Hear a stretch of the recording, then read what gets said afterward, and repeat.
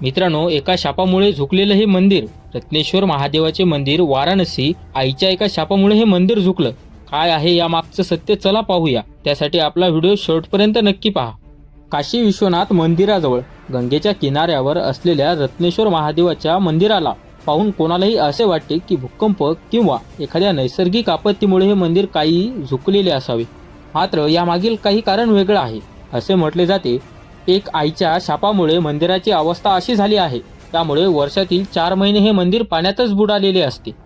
रत्नेश्वर महादेव मंदिर वाराणसी तीर्थपुरोहित भुवनेश्वर मिश्रा यांनी असे सांगितले आहे की 15व्या शतकात राजा मानसिंहने आपली आई रत्ना यांच्या स्मरणार्थ या मंदिराची निर्मिती केली होती.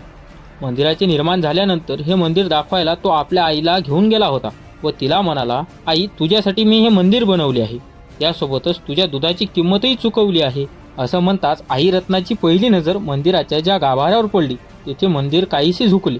प्रचलित कथेनुसार रत्नाने आपल्या मुलाला उत्तर दिले होते की तू चुकीच्या विचाराने या मंदिराची निर्मिती केली.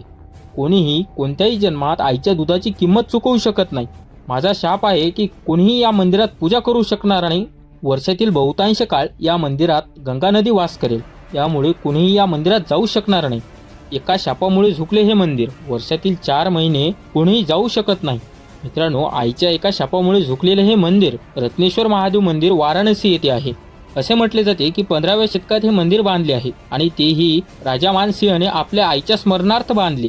आणि त्यानंतर त्याने आईला फक्त एवढंच म्हटलं की मी तुझ्या दुधाची किंमत चुकवली आहे. आईने त्याला शाप दिला की तू चुकीच्या विचाराने या मंदिराची निर्मिती केली आहे. कोणीही कोणत्याही जन्मात आईच्या दुधाची किंमत चुकवू शकत नाही. त्या एका आईच्या शापामुळे वाराणसी येथील रत्नेश्वर महादेवाचे मंदिर झुकलेले आहे. मित्रांनो, माहिती कशी वाटली कमेंट बॉक्समध्ये नक्की सांगा आणि अशाच फॅक्टपूर्ण व्हिडिओसाठी आमच्या चॅनलला सबस्क्राईब नक्की करा.